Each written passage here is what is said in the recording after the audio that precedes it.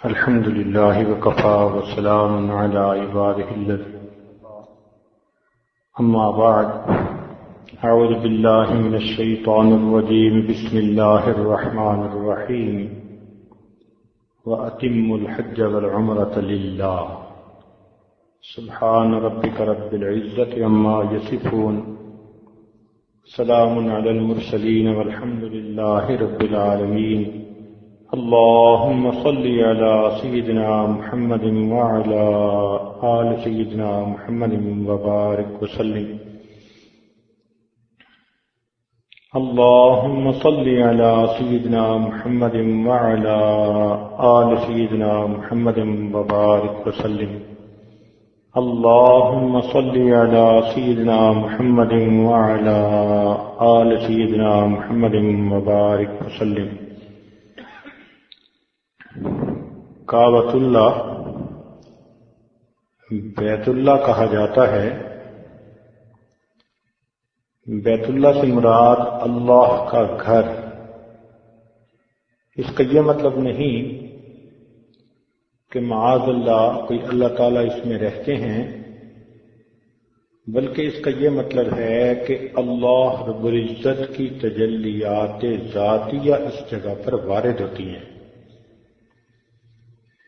جیسے پر نالے میں سے پانی گر رہا ہوتا ہے، یوں سمجھیے کہ عرش سے اوپر سے تجلیات ذاتیہ کا پرنالہ گر رہا ہے، اور وہ تجلیات بیت المعمور سے ہوتی ہوئی بیت اللہ کے اوپر گر رہی ہیں اور پھر یہاں سے پوری دنیا میں تقسیم ہو رہی ہیں۔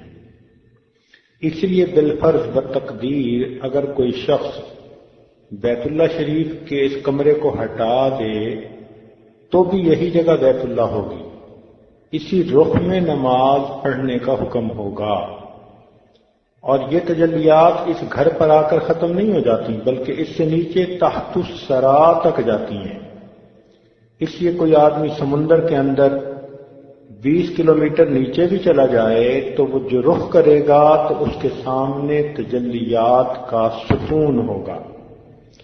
کوئی خلا میں چلا جائے، وہاں بھی اگر وہ سجدہ کرے گا تو اس کے سامنے ان تجلیات کا ستون ہوگا۔ اصل میں وہ تجلیات ہیں جنہوں نے اس جگہ کو بیت اللہ بنا دیا۔ اب اللہ تعالیٰ کے اس گھر کا دیدار کرنے کے لیے ہمارے اکابر بڑے ذوق شوق محبت کے ساتھ سفر کر کے آتے تھے، اور پتہ نہیں کتنی دعائیں مانگتے تھے، کتنی قربانیاں ہوتی تھیں، مشکلات سفر کی ہوتی تھیں، پھر جا کر یہاں پہنچنا نصیب ہوتا تھا۔ کئی تو ایسے تھے کہ ساری زندگی دعائیں مانگتے گزر گئی، تڑپتے گزر گئی، مگر ان کو اس جگہ کا دیدار نصیب نہ ہو سکا، دل میں حسرتیں لے کر چلے گئے۔ اور آج ہم عاجز مسکینوں کو دیکھو کہ باوجود اپنے گناہوں کے رب کریم نے اپنے گھر کے اس راستے کو آسان کر دیا۔ فرق اتنا ہے کہ پہلے راستے کچے ہوتے تھے، مسافر پکے ہوتے تھے، آج راستے پکے ہیں اور مسافر کچے ہیں۔ راستے کچے ہونے کا تو یہ حال کہ پہلے پاکستان سے یا ہندوستان سے جو لوگ سفر کرتے تھے وہ سمندری جہازوں کا سفر کرتے تھے، اور پاکستان سے سعودی عرب پہنچنے میں ان کو 2 مہینے لگ جاتے تھے۔ راستے میں جہاز چل رہا ہوتا اور سمندری طوفان آ جاتا، سیلاب آ جاتا، ہائی ٹائیڈ آ جاتی تو جہاز کو لنگر انداز کر دیا جاتا۔ 1 ہفتہ، 2 ہفتے، 3 ہفتے ایک ہی جگہ پر جہاز کھڑا رہتا کہ طوفان اترے گا تب آگے چل پائیں گے، اور 2-3 ہفتے ایک ہی جگہ پر کھڑے ہونے سے جو مسافروں کا حال ہوتا، اللہ اکبر کبیرہ۔ سمندری بیماریاں بھی ان کو لگ جاتی، متلی ہوتی، کسی کو نیند کا مسئلہ، کسی کو کچھ اور مسئلے، اور پھر گرمی اتنی کہ نہ پوچھیں۔ جب چاروں طرف پانی ہو اور گرمی کا موسم ہو اور آدمی کو اس بند جہاز کے اندر رہنا پڑے تو کیا حشر ہوتا ہے، آدمی اس کا تصور ہی کر سکتا ہے۔ اسی لیے اگر حج کے سفر پہ چلنا ہوتا تھا تو رمضان مبارک سے پہلے سفر شروع ہو جاتا تھا۔ آپ سوچئے کہ رمضان سے پہلے سے چلتے تھے، پھر جا کر حج کے دنوں میں یہاں پہنچ پاتے تھے، اور پھر اتنے مشکل سفر کے بعد جب جدہ آتے تھے تو ہمارے حضرت مرشد عالم رحمۃ اللہ علیہ نے بتایا کہ جہاز کو سمندر میں 3 دن کھڑا کر دیا جاتا تھا تاکہ اگر مسافروں کو کوئی بیماری ہے تو وہیں اس کا علاج کیا جائے۔ 3 دن کے بعد مسافروں کو جدہ کی زمین پر پاؤں رکھنے کی اجازت ملتی تھی۔ اب آپ سوچئے کہ 3 دن جدہ پہنچ بھی گئے مگر زمین پر پاؤں رکھنے کی اجازت نہیں، 3 دن کے بعد اترنے کی اجازت ملتی تھی۔ اور پھر جدہ سے مکہ مکرمہ کا آنا یہ مستقل ایک کام تھا۔ اس وقت یہ سڑکیں تو ہوتی نہیں تھیں، تو پہاڑیاں تھیں، تو پہاڑی کے اوپر چڑھنا اور دوسری طرف سے نیچے اترنا، اور اگر دیکھو تو 50 گز کا سفر سارا ہوتا تھا۔ تو اس زمانے میں لوگوں کے پاس اپنی سواریاں تو ہوتی نہیں تھیں، تو مقامی لوگوں کے پاس اونٹ ہوتے تھے اور وہ کافی کرایہ لیتے تھے۔ کئی دفعہ اتنا کرایہ ہوتا کہ پورا دے بھی نہیں سکتے تھے۔ حضرت رحمت اللہ علیہ نے بتلایا کہ ہم لوگ اپنے سامان کو اونٹوں پہ لاد دیتے تھے اور پیدل اونٹ کے ساتھ چلتے تھے اور 3 دن میں جدہ سے مکہ مکرمہ پہنچتے تھے۔ اب سوچئے کہ مکہ مکرمہ پہنچنا ہی کتنا بڑا مرحلہ تھا، اور یہ جو 3 دن ہوتے تھے ان میں راستے میں کوئی پانی نہیں ہوتا تھا، اپنا پانی اپنے ساتھ۔ اب سوچئے 3 دن میں طہارت کے لیے کتنا پانی چاہیے، وضو کے لیے کتنا چاہیے، پینے کے لیے کیا چاہیے۔ یہ پانی بھی ساتھ ہوتا تھا، راستے میں خشک پہاڑیاں، کہیں سایہ نہیں، اور دھوپ میں یہ سارا سفر کرنا ہوتا تھا۔ کوئی درمیان میں چائے کے ہوٹل نہیں تھے، کوئی اچھا کھانا نہیں تھا، کوئی کالا پانی نہیں ملتا تھا پینے کے لیے، تو انسان کو بہت تنگی کے بعد مکہ مکرمہ میں آنا نصیب ہوتا تھا۔ اور یہاں مکہ مکرمہ رہتے ہوئے بھی مجاہدہ ہوتا تھا، کھانے پینے کی چیزوں میں، حتیٰ کہ عرفات میں کئی مرتبہ پانی ختم ہو جاتا تھا تو حج کے جتنے مسافر ہوتے تھے بس انہی کے پاس جو پانی ہوتا اس سے گزارا کرنا ہوتا تھا۔ اب سوچئے وہاں کتنی مشکل ہوتی ہوگی۔ الحمدللہ آج اللہ رب العزت نے کتنی آسانیاں کر دیں کہ ہم لوگ ایئر کنڈیشنر ہوائی جہازوں میں بیٹھتے ہیں اور 4 گھنٹے کے اندر جدہ اتر آتے ہیں، اور وہاں ایئر کنڈیشن کمروں میں رہتے ہیں، اور 4 گھنٹے میں ساری کارروائی مکمل ہو کر ہم دوبارہ ایئر کنڈیشن بس میں بیٹھ چکے ہوتے ہیں۔ پھر ایئر کنڈیشن بس سے اتر کے ایئر کنڈیشن کمروں میں پہنچتے ہیں، اور یہاں آ کر بھی ہم کہتے ہیں جی کہ بہت تنگ ہو کہ ہم یہاں پہنچے، اب ہمارے لیے حرم جانا مشکل ہے۔ سوچئے کتنا فرق ہے۔ آج کھانے میسر ہیں، ٹھنڈے پانی، مشروبات، کیا کیا نعمتیں ہیں کہ ان کو دیکھ کر بے اختیار دل سے یہ نکلتا ہے فَبِأَيِّ آلَاءِ رَبِّكُمَا تُكَذِّبَانِ، تم اپنے رب کی کون کون سی نعمتوں کو جھٹلاؤ گے۔ تو پہلے زمانے میں راستے کچے ہوتے تھے، مسافر پکے ہوتے تھے، آج سڑکیں راستے پکے بن گئے، مسافر کچے بن گئے۔ اتنی تکلیفوں کے بعد ہمارے اکابر یہاں پہنچتے تھے اور پھر اعمال میں وقت گزارتے تھے۔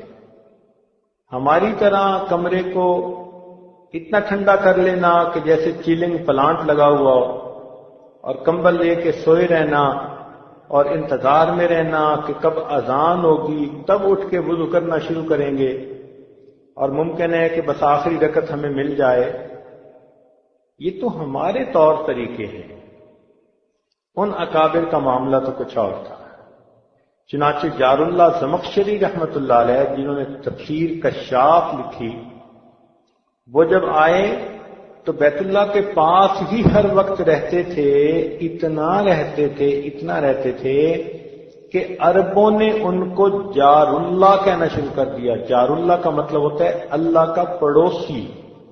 اب سوچئے انہوں نے بیت اللہ کے پاس کتنا وقت گزارا ہوگا کہ لوگوں نے ان کو اللہ کا پڑوسی کہنا شروع کر دیا۔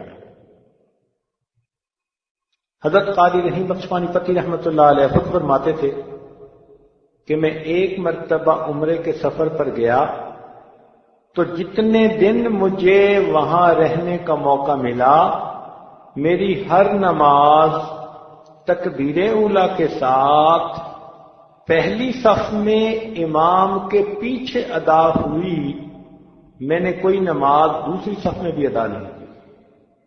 اب آپ سوچئے، ہر نماز پہلی صف میں امام کے پیچھے تکبیر اولیٰ کے ساتھ ادا کی۔ مجھے تو لگتا تھا کہ شاید وہ فجر کے بعد وضو کرنے جاتے ہوں گے اور پھر ظہر سے لے کے عشاء تک اسی وضو سے نمازیں پڑھتے ہوں گے، پھر عشاء کے بعد وضو کرنے جاتے ہوں گے۔ ایسے لگتا ہے کہ بس حرم میں ہی بیٹھے رہتے تھے۔ تو ہمارے بزرگوں نے دیکھیے ایسے یہاں وقت گزارا۔ اس لیے ایک بزرگ تھے جو 70 طواف روزانہ کرتے تھے، جبکہ ان کی اپنی عمر بھی 70 سال تھی۔ 70 طواف کا مطلب ہر طواف کے 7 چکر، تو 490 تو چکر لگتے تھے، اور پھر 140 رکعت نمازیں نفل طواف جو ہوتے ہیں وہ پڑھنے ہوتے تھے، اور ان کے باقی اعمال اس کے علاوہ ہوتے تھے۔ ہم نے یہاں ایک افغانی شیخ کو دیکھا، حیران ہوتے تھے، وہ ویل چیئر پہ ہوتے تھے کہ چل تو سکتے نہیں تھے، اور بس وہ اپنے ہاتھوں سے ویل چیئر کے پہیوں کو گھمانے کی کوشش کرتے، تھوڑا چلتے پھر رک جاتے، پھر چلتے پھر رک جاتے۔ ان کو اس حال میں دیکھ کے اللہ تعالیٰ کسی نہ کسی دل میں ڈال دیتے نوجوان کے، کوئی ان کو 1 طواف کرواتا، کوئی 2 طواف کرواتا، کوئی 3 طواف کرواتا۔ ہم نے دیکھا کہ پولیس والے اپنی ڈیوٹی مکمل کر کے ان کو طواف کروا رہے ہوتے تھے۔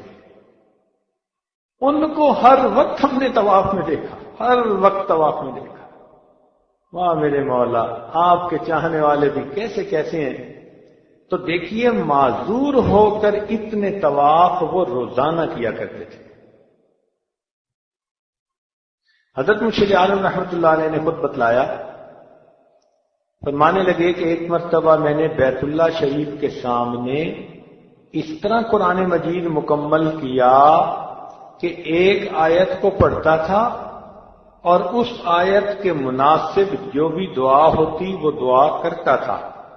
مثلا بشارت کی آیت ہے تو اللہ سے نعمتیں مانگتا، جنت مانگتا، ڈرانے والی آیت ہے تو دوزخ سے پناہ مانگتا۔ ہر آیت سے متعلقہ میں دعا مانگتا، اور اس طرح ایک آیت پر دعا مانگتے مانگتے میں نے بیت اللہ شریف کے سامنے پورے قرآن مجید کو مکمل پڑھا۔ آج ہم تو ایک قرآن پاک پڑھ ہی نہیں پاتے، وہ ہر آیت پہ دعائیں مانگتے تھے۔ اب سوچئے کہ ہماری زندگی میں اور ان کی زندگیوں میں کتنا فرق ہے۔ تو اس لیے یہ عاجز کر رہا ہے کہ پہلے راستے کچے ہوتے تھے، مسافر پکے ہوتے تھے، آج راستے پکے ہو گئے، مسافر کچے ہو گئے۔ اور پھر جو لوگ آتے تھے وہ اللہ سے لو لگاتے تھے، سالم بن عبداللہ رحمۃ اللہ علیہ کے بارے میں آتا ہے کہ بیت اللہ شریف کا طواف کر رہے تھے، وقت کا حاکم ملا، کہنے لگا کہ سالم آپ بتاؤ میں آپ کے لیے کیا کر سکتا ہوں؟ انہوں نے معذرت کر دی، وہ کہنے لگا نہیں آپ مانگیں جو مانگتے ہیں۔ تو انہوں نے بیت اللہ کی طرف اشارہ کر کے کہا کہ خدا کے بندے، اس گھر کے پاس آ کے بھی میں تجھ سے کچھ مانگوں گا؟ تو وہ بڑا شرمندہ ہوا جو حاکم تھا۔ سالم بن عبداللہ رحمۃ اللہ نے اپنا طواف مکمل کیا، اور طواف مکمل کر کے جب حرم سے باہر نکلے تو وہ حاکم انتظار میں تھا، وہ بھی اس وقت باہر نکلا، پھر ملا، اور پھر مل کے کہنے لگا اچھا جی اب تو حرم سے باہر آ گئے، اب آپ مجھ سے مانگے۔ تو سالم رحمۃ اللہ نے فرمایا کہ بھئی بتاؤ میں آپ سے دین مانگوں یا دنیا مانگوں؟ تو وہ حاکم دین تو کہہ نہیں سکتا تھا، اس لیے کہ دین میں تو سالم بن عبداللہ رحمۃ اللہ علیہ بہت نیک لوگوں میں تھے، بڑے ہوئے تھے، اپنے وقت کے بڑے اکابرین میں سے تھے۔ تو اس نے آگے سے جواب دیا جی آپ مجھ سے دنیا مانگے۔ جب حاکم نے یہ کہا کہ مجھ سے دنیا مانگیں تو انہوں نے فرمایا کہ جس ذات نے دنیا کو پیدا کیا میں نے زندگی میں اس سے دنیا کبھی نہیں مانگی، میں تجھ سے دنیا کیا مانگوں گا؟ تو یہ حضرات بیت اللہ میں وقت گزارتے تھے تو پھر اللہ سے اپنی سب امیدیں لگاتے تھے، اور پھر اللہ تعالیٰ ان کو عطا فرماتے تھے۔ تو مجاہدے تو وہ کرتے تھے، مگر مشاہدے بھی انہی کو ہوتے تھے۔ آج اگر مجاہدہ نہیں تو پھر مشاہدہ بھی تو نہیں ہے۔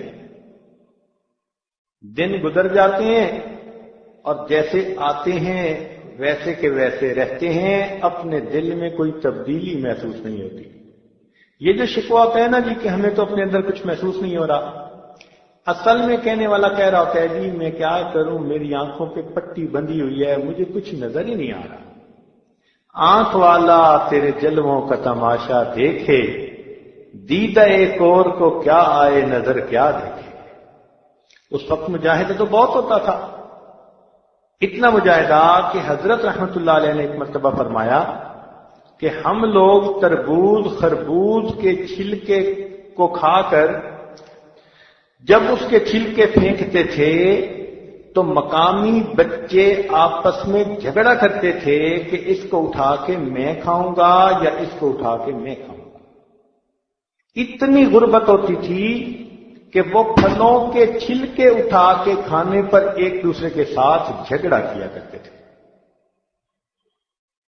فرماتے ہیں کہ ایک مرتبہ ہم لوگ مکہ مکرمہ سے مدینہ منورہ جا رہے تھے، راستے میں ایک بوڑھا ملا عرابی،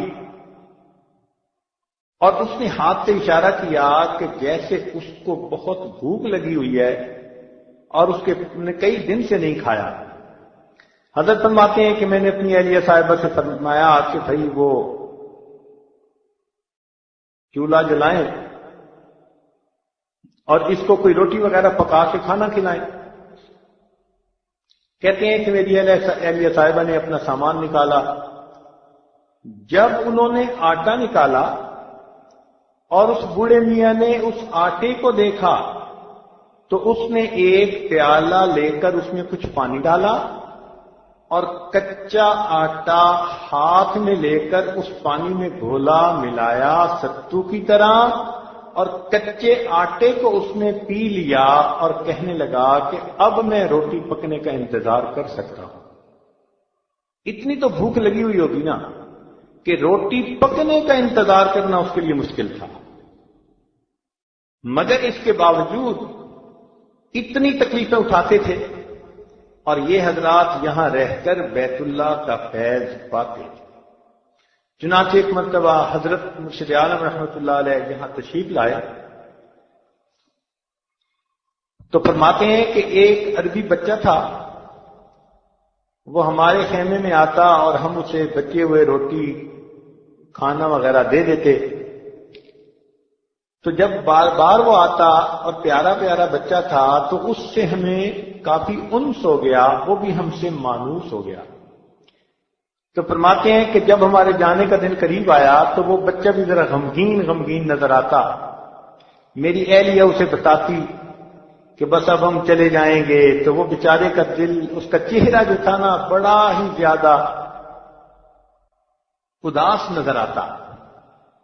تو فرمانے لگے کہ ایک دن میری اہلیہ نے اس سے کہا کہ اچھا اگر تو ہمارے ساتھ آنا چاہے، ہم تجھے اپنا بیٹا بنا لیتے ہیں، تو ہمارے ساتھ چل، وہاں ہمارے ملک میں تو بجلی کے پنکھے بھی ہیں اور کھانے پینے کی ساری نعمتیں بھی ہیں، ہم تجھے پڑھائیں گے بھی اور پالیں گے بھی اور تجھے اپنے بچوں کی طرح رکھیں گے، اور تجھے ایسی ایسی کھانے پینے کی ہر نعمت وہاں ملے گی۔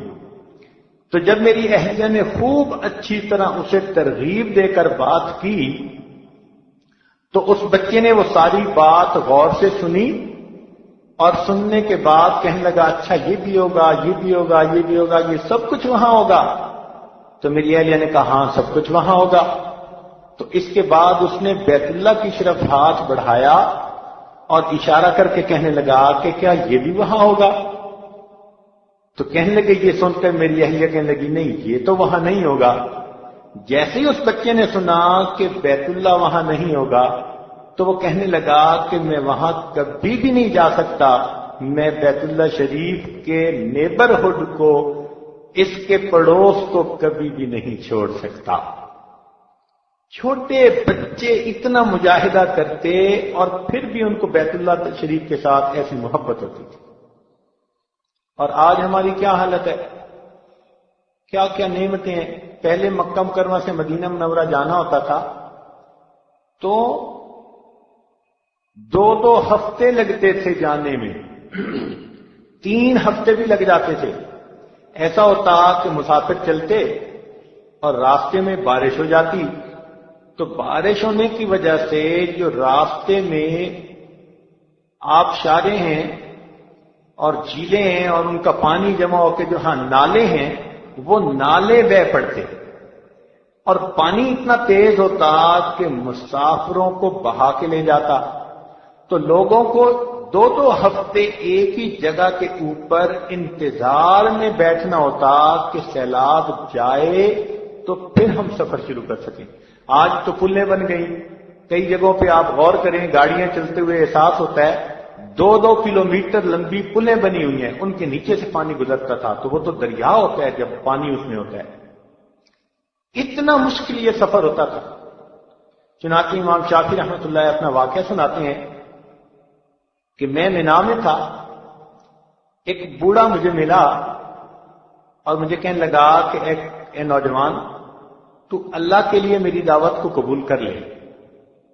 فرماتے ہیں میں نے بے تکلف اسے کہا کہ ہاں میں نے دعوت قبول کر لی۔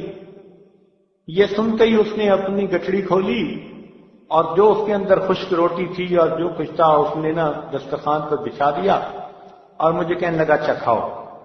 فرماتے ہیں میں نے بے تکلف کھانا شروع کر دیا۔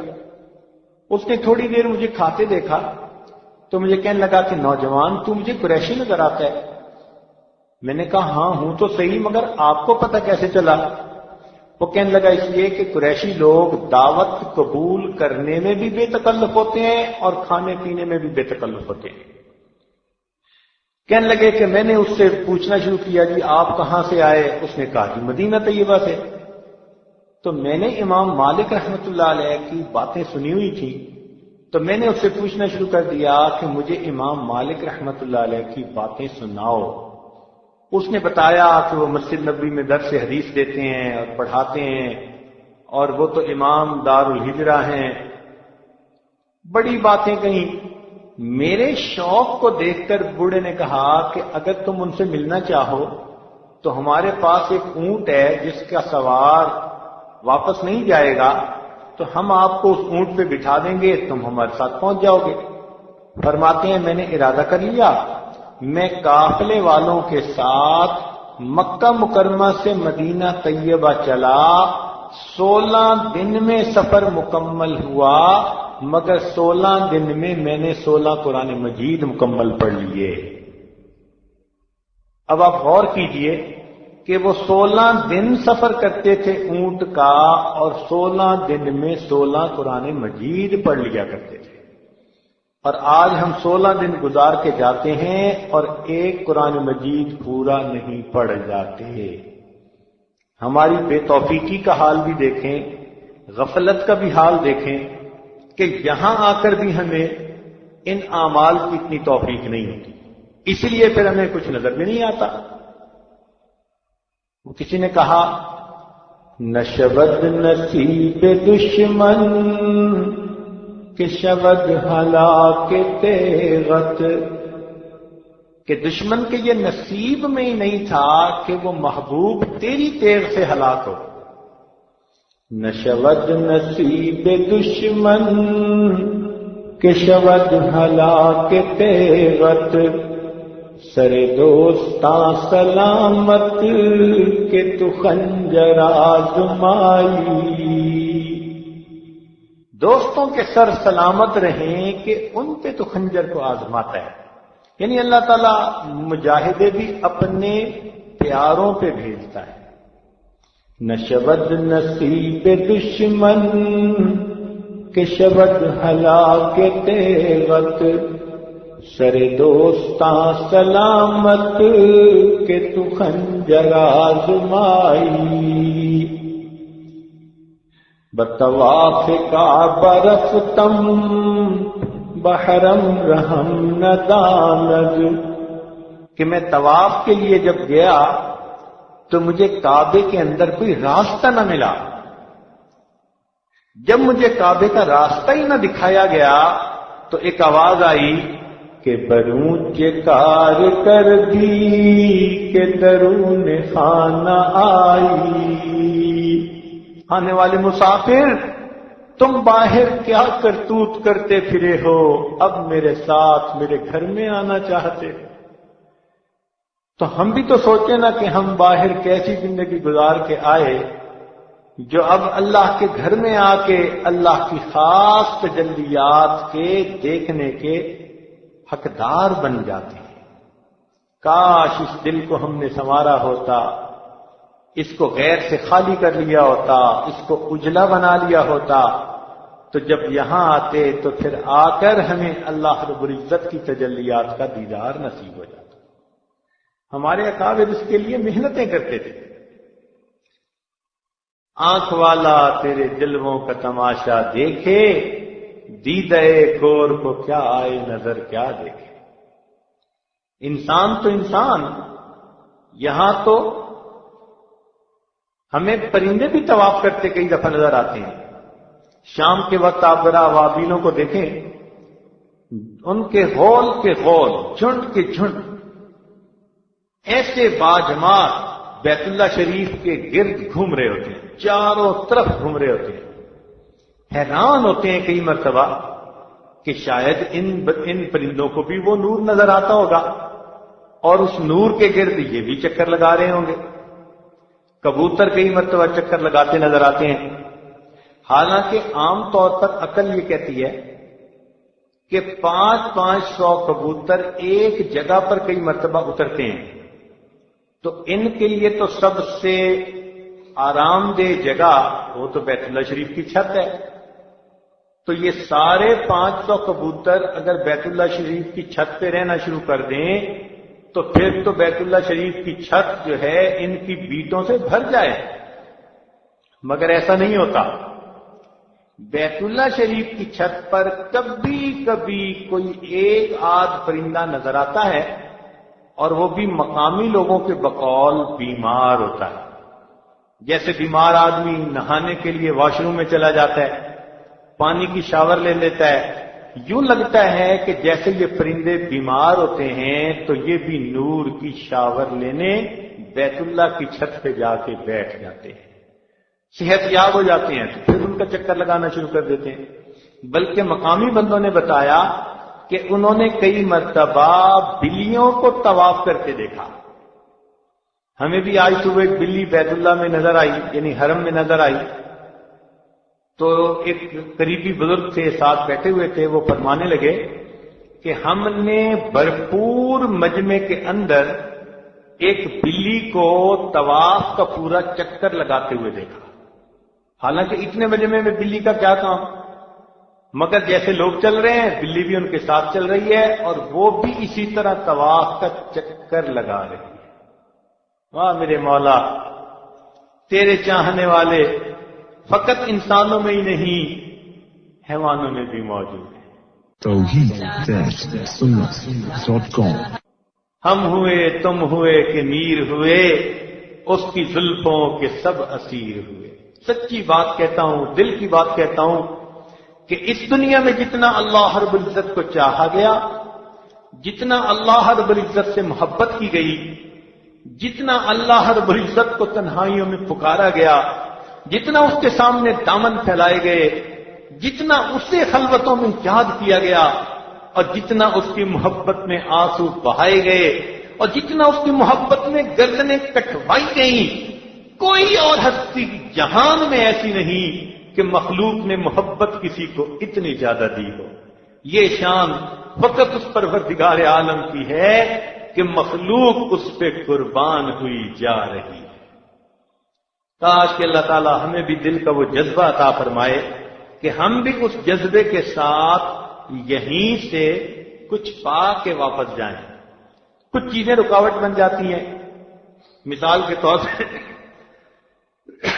حدیث پاک میں آتا ہے ایک آدمی غلاف کعبہ کو پکڑ کے دعائیں مانگ رہا ہے اور یا رب یا رب کہہ رہا ہے، مگر وہ ملبسہ حرام، اس کا لباس حرام کا، اس کا کھانا حرام کا، تو فرمایا کہ اس کی دعائیں کیسے قبول ہوں گی؟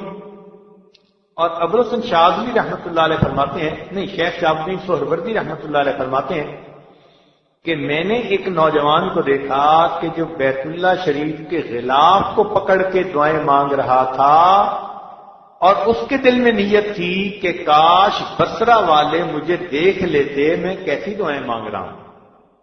یعنی اندازہ لگائیے کہ وہ غلاف کعبہ کو پکڑ کے دعائیں مانگ رہا ہے، رو رہا ہے، مگر اس کے نفس کی خواہش یہ ہے کہ میرے ساتھ جو بصرہ سے لوگ آئے ہیں وہ کبھی مجھے اس حال میں دیکھتے تو اس کا یہ رونا اللہ کے لیے نہ ہوا، یہ رونا مخلوق کے لیے ہوا، اس رونے کو رد کر دیا جائے۔ کتنے افسوس کی بات ہے، اتنا سفر کر کے مشقتیں اٹھا کے اگر یہاں پہنچے تو کیا لوگوں کو دکھانے کے لیے ہم نے یہ نفلیں پڑھنی ہیں، دعائیں مانگنی ہیں، طواف کرنے ہیں، بار بار جانے ہیں؟ نہیں، ہرگز نہیں۔ ہم اپنی نیتوں کو ٹھیک کر لیں کہ ہم نے تو ہر عمل اللہ رب العزت کی رضا کے لیے کرنا ہے۔ حضرت مرشد عالم رحمۃ اللہ علیہ فرماتے تھے کہ مجھے جو بھی فیض ملا یہ مرکز تجلیات سے ملا، یعنی بیت اللہ شریف سے ملا۔ اور واقعہ یہ سنایا کرتے تھے کہ ایک مرتبہ حضرت خواجہ محمد عبد المالک صدیقی رحمۃ اللہ علیہ امام العلماء والصلحاء ایک مرتبہ مطاف میں تھے اور جماعت کے بھی چند حضرات ساتھ تھے۔ حضرت طواف کر رہے تھے اور جماعت کے لوگ بھی پیچھے پیچھے طواف میں مصروف تھے۔ اس دوران بیت اللہ شریف کا دروازہ کھولا گیا اور جو کھولنے والا دربان تھا اس نے حضرت کو دیکھ کر کہا کہ آپ اندر جانا چاہتے ہیں تو اے شیخ آپ چلے جائیں۔ فرماتے ہیں کہ حضرت نے مجھے بھی اشارہ کر دیا کہ آؤ، چنانچہ میں بھی حضرت کے پیچھے۔ ایک اور آدمی جو عربی نظر آتا تھا وہ بھی پیچھے آ گیا۔ فرماتے ہیں کہ بیت اللہ شریف کے اندر داخل ہو کر ہم نے 2 رکعت نفل پڑھے، دعا مانگی۔ میرے دل میں اس وقت ایک تمنا پیدا ہوئی، میں نے حضرت سے عرض کیا کہ حضرت مجھے آپ اس مرکز تجلیات کے اندر بیعت فرما لیں۔ تو فرماتے ہیں کہ حضرت نے میری درخواست کو قبول کر لیا اور مجھے بیعت کے کلمات اندر بیت اللہ کے پڑھانے شروع کر دیے۔ وہ جو عربی آدمی نظر آتا تھا اس نے بھی درخواست کی کہ مجھے بیعت کر لیں، مگر حضرت نے کہا کہ بھائی آپ اس دیش کے رہنے والے ہیں اور میں تو کسی اور جگہ کا رہنے والا ہوں، ہمارا آپس میں ربط نہیں رہ سکے گا، اس لیے آپ کسی مقامی شیخ سے بیعت ہو جائیں۔ فرماتے ہیں اس کے بعد ہم نے مراقبہ کیا۔ مراقبے میں مجھے یوں لگا کہ وہ جو عربی آدمی تھا وہ مجھے کہہ رہا ہے کہ دیکھ رہے ہو، تو میں کیا دیکھ رہا ہوں کہ اس کے ہاتھ میں مٹھی میں مٹی ہے اور وہ اس مٹی کو پھینکنا چاہتا ہے۔ جب میں نے کہا کہ ہاں دیکھ رہا ہوں، تو اس نے مٹی کو پھینکا اور وہ مٹی اڑتے اڑتے اڑتے دریاؤں سے اور کھیتوں سے، پہاڑوں سے، سمندروں سے اوپر جا کر ایک دور بڑی خوبصورت جگہ تھی، وہاں جا کے گری۔ فرماتے ہیں بھائی اتنی دیر مراقبہ تھا اور اتنی دیر میں حضرت نے دعا کروا دی۔ جب نیچے اترنے لگے بیت اللہ شریف کی سیڑھیاں، تو سیڑھیوں کے درمیان حضرت نے مجھے فرمایا کہ ابدال نے تمہیں کیا کہا؟ حضرت فرماتے ہیں کہ مجھے تو نہیں اندازہ تھا، میں تو سمجھ رہا تھا کہ مراقبے میں اونگ آ گئی اور اونگ میں نے یہ کوئی خواب دیکھا ہے۔ لیکن جب حضرت نے پوچھا تو میں نے حضرت کو پوری تفصیل بتا دی کہ میں نے یوں دیکھا۔ حضرت فرمانے لگے کہ وہ جو آدمی بیعت ہونا چاہتا تھا وہ ابدال تھا، اور اس کو بیعت سے انکار جو میں نے کر دیا، تو اب میرا فیض تمہارے ذریعے سے پوری دنیا میں جائے گا، جہاں تک تم نے مٹی کو جاتے دیکھا وہاں تک اللہ تعالیٰ تمہیں پہنچائیں گے۔ تو حضرت فرماتے ہیں کہ مجھے تو ان باتوں کی سمجھ ہی نہیں تھی اس وقت، میں نے کہا پتہ نہیں یہ کیسے ہوگا۔ پھر اس کے بعد اللہ تعالیٰ نے حرم شریف بار بار آنے کا راستہ کھولا۔ پھر حج عمرے کے موقع پر یہاں باہر ملکوں کے لوگ آتے، بیعت ہو جاتے، اور میں سمجھتا کہ خواب پورا ہو گیا، یہ فلاں ملک سے آگے بیعت ہو گیا، یہ فلاں ملک سے آگے بیعت ہو گیا۔ مگر 35 سال کے بعد فرماتے ہیں کہ ری یونین میں مجھے دعوت دی گئی، اور اس دعوت پر جب میں وہاں رمضان مبارک میں پہنچا تو میں نے ہو بہو وہی منظر دیکھا جو 35 سال پہلے میں نے بیت اللہ کے اندر دیکھا تھا۔ اللہ تعالیٰ نے دین کی دعوت کے لیے مجھے اس جگہ تک پہنچا دیا۔ تو ہمارے حضرت فرمایا کرتے تھے کہ مجھے مرکز تجلیات سے فیض ملا، اور اللہ تعالیٰ نے ان کو مرشد عالم بنا دیا۔ آج ہم بھی اسی جگہ آئے ہوئے ہیں، تو کیا ہم اپنا دل دھو کے نہیں جا سکتے؟ یقینی بات ہے کہ دھو کے جا سکتے ہیں۔ اس کے لیے تھوڑی اور ہمت کر لیں، کوشش کر لیں، اللہ کو منا لیں۔ مشکل تو نہیں ہے، مگر ہمت کوشش کرنی ہوتی ہے۔ لوگ یہاں آتے تھے تو دنیا کو لات مار کے آتے تھے، اور ہم یہاں آتے ہیں تو یہاں بھی ہمارے دل میں دنیا گھسی ہوتی ہے۔ اپنے دل کو ہر غیر سے خالی کر لیجئے اور اللہ سے لو لگا کے مانگیے، پھر دیکھیے اللہ تعالیٰ کیسے مہربانی فرماتے ہیں۔ چنانچہ کیسے کیسے حضرات پہلے آیا کرتے تھے، سبحان اللہ۔ مالک بن دینار رحمۃ اللہ علیہ فرماتے ہیں کہ میں ایک مرتبہ گرمی کے موسم میں دوپہر کے وقت گھر سے باہر نکلا، اتنی گرمی تھی کہ جیسے سورج آگ برسا رہا ہو کا عالم، کوئی بندہ باہر نظر نہیں آتا تھا۔ جانور بھی درختوں کے سائے میں بیٹھ گئے، پرندے بھی پتوں کے نیچے چھپ کے بیٹھ گئے، انسان بھی گھروں میں دبک کے بیٹھ گئے۔ مجھے کسی کام کے لیے جانا تھا تو فرماتے ہیں کہ میں گلی میں نکلا تو میں نے دیکھا کہ ایک آدمی جو دونوں ٹانگوں سے معذور ہے، وہ زمین پہ بیٹھا ہوا ہے سرینوں کے بل، اور ہاتھوں سے گھسٹ گھسٹ کے آگے چل رہا ہے۔ فرماتے ہیں کہ جب میرے قریب آیا تو میں نے دیکھا کہ گرمی کی شدت کی وجہ سے اس کے کپڑے ایسے پسینے میں شرابور جیسے یہ غسل کر کے پانی سے نکلا ہو، اور چہرہ اس کا سرخ جیسے آگ نے اس کی جلد کو جلا کے رکھ دیا ہو۔ میں نے اس سے سلام دعا کے بعد کہا کہ نوجوان کون ہے؟ اس نے کہا میں فلاں جگہ سے چلا ہوں اور میرا حج پہ جانے کا ارادہ ہے۔ حج کو ابھی بہت وقت باقی تھا۔ میں نے کہا نوجوان تو میرے گھر میں آرام کر لے، شام کو جب ذرا گرمی کم ہوگی تو پھر اپنا سفر شروع کر لینا۔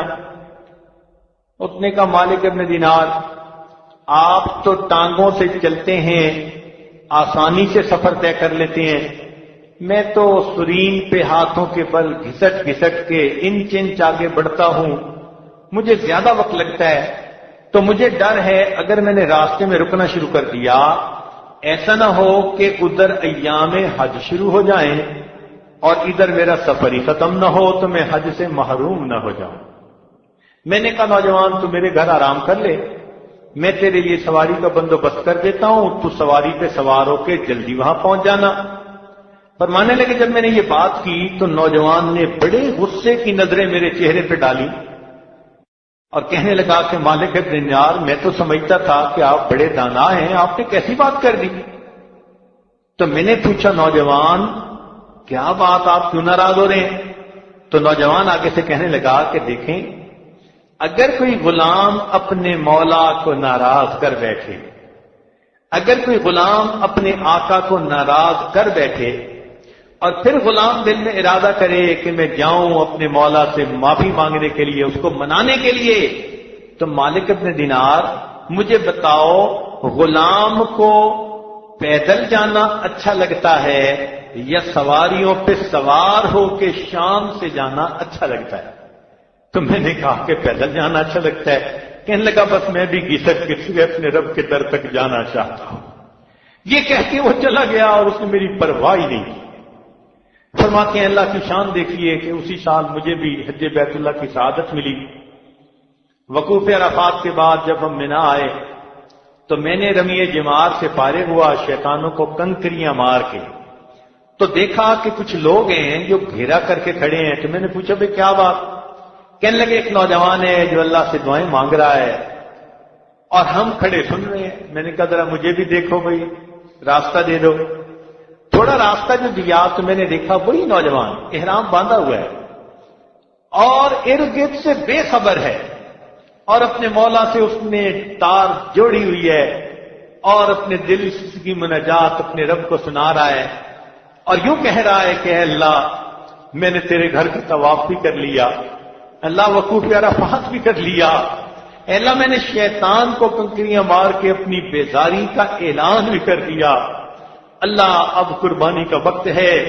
یہ ارد گرد جتنے بھی لوگ کھڑے ہیں صاحب استطاعت ہیں، یہ جائیں گے اور جانوروں کو قربان کریں گے۔ اللہ تو جانتا ہے میں فقیر ہوں، میرے جسم پہ کپڑوں کے سوا میرے پاس کچھ بھی نہیں، اے اللہ آج اس موقع پر میں اپنی جان کا نذرانہ آپ کو پیش کرنا چاہتا ہوں، اللہ یہ نذرانہ قبول کر لیجئے۔ یہ کہہ کے اس نوجوان نے کلمہ پڑھا اور اپنی جان آوری کے سپرد کر دی۔ توحید-sunnah.com جن کو اللہ رب العزت سے سچی محبت ہوتی ہے وہ آتے ہیں تو ان جگہوں پر ان کی یہ کیفیات ہوتی ہے۔ چنانچہ آج ہم تو جہازوں کے سفر کر کے آئے بیٹھے ہیں نا۔ ابراہیم بن ادم رحمۃ اللہ علیہ وقت کے بادشاہ ہیں، اللہ نے ان کا دل کھول دیا، اللہ والوں کی صحبت میں گئے، دنیا بدل گئی۔ کہتے ہیں کہ انہوں نے بلخ سے مکہ مکرمہ کا سفر اس طرح کیا کہ قدم اٹھاتے اور 2 رکعت نفل پڑھتے، پھر اگلا قدم اٹھاتے پھر 2 رکعت نفل پڑھتے۔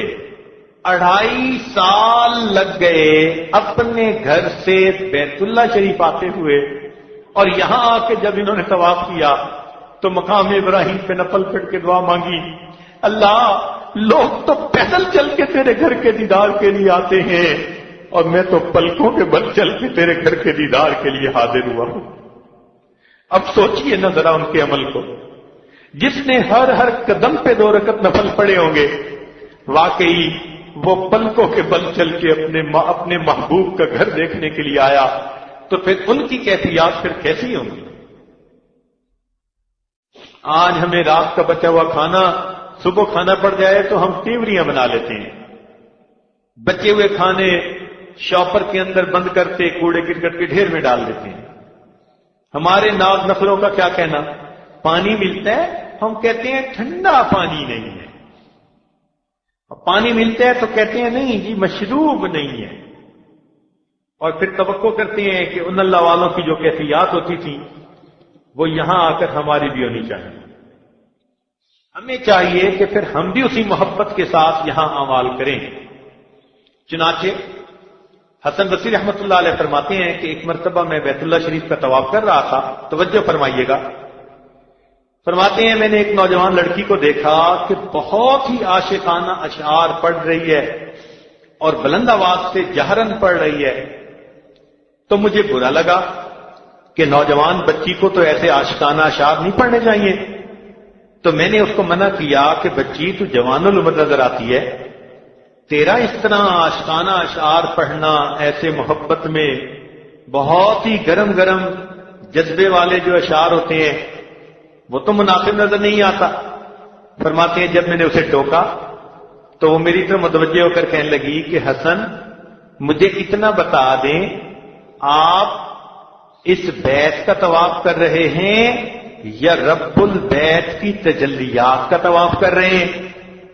جب اس نے مجھ سے یہ سوال پوچھا تو میں نے اس کو جواب دیا کہ اے بچی میں تو اسی بیت کا طواف کر رہا ہوں۔